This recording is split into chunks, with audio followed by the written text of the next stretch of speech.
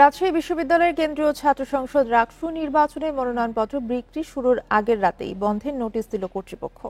মঙ্গলবার রাতে জরুরি বিজ্ঞপ্তির মাধ্যমে মনোনয়নপত্র বিক্রি বন্ধের নির্দেশ দেন রাকসুর প্রধান নির্বাচন কমিশনার অধ্যাপক ডক্টর মোহাম্মদ আমজাদ হোসেন।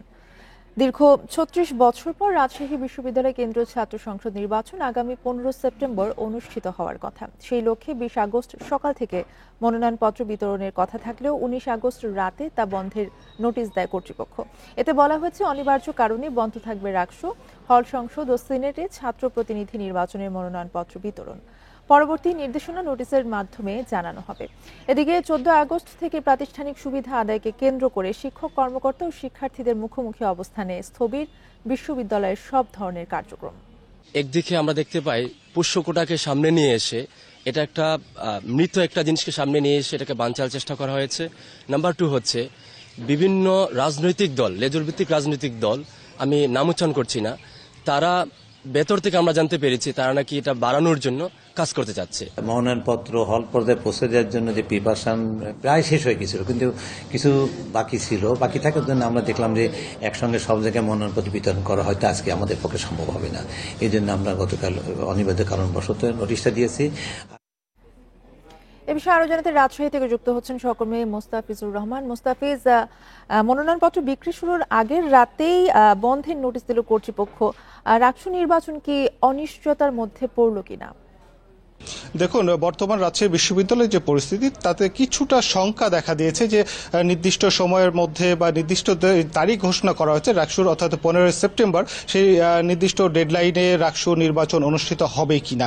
কেননা আজকে যে মনোনয়নপত্র বিক্রি আজকে শুরু হওয়ার কথা থাকলেও কিন্তু রাজশাহী বিশ্ববিদ্যালয়ে প্রাতিষ্ঠানিক সুবিধার আদায়ের জন্য যে রাজশাহী বিশ্ববিদ্যালয়ের শিক্ষক, কর্মকর্তা, কর্মচারীরা যে আন্দোলন করছেন, যার পরিপ্রেক্ষিতে এক ধরনের রাজশাহী বিশ্ববিদ্যালয় রাজশাহী সার্বিক কার্যক্রমে এক ধরনের তারা বন্ধ রয়েছে বলা যেতে পারে। শিক্ষা কার্যক্রম বন্ধ রয়েছে, এখানে প্রশাসনিক কার্যক্রমের ক্ষেত্রেও স্থবিরতা এসেছে।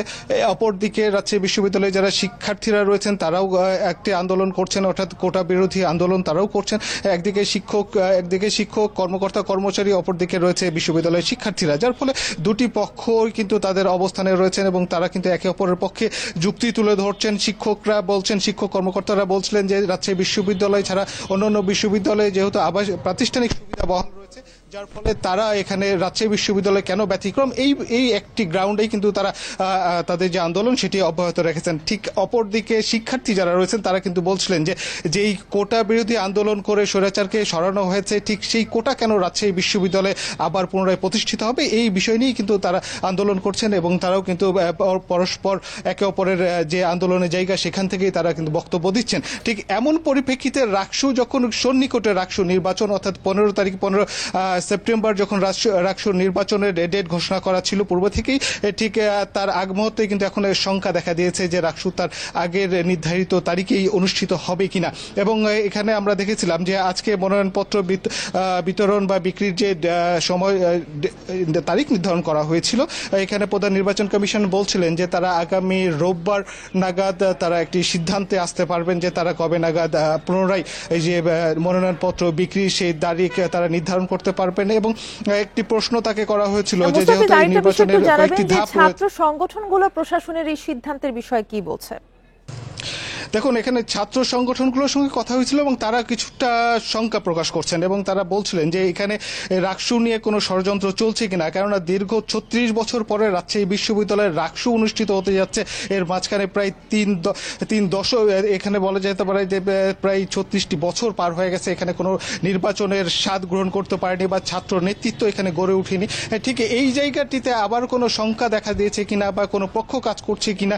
অনেকে এখানে বেশ কিছু রাজনৈতিক দল, ছাত্র রাজনৈতিক দল রয়েছে, সাংস্কৃতিক দল রয়েছে এবং অনেকেই এখনো হয়তো তাদের গ্রাউন্ডটা গুছিয়ে উঠতে পারেনি, এ ধরনের কিন্তু অনেক কথা রয়েছে। এবং তারা চাচ্ছিলেন যে হয়তো কয়েকটি রাজনৈতিক দল চাচ্ছে যে নির্বাচনটি আরো পিছিয়ে যাক বা তাদের প্রার্থী নির্বাচনে তারা একটু সময় নিক।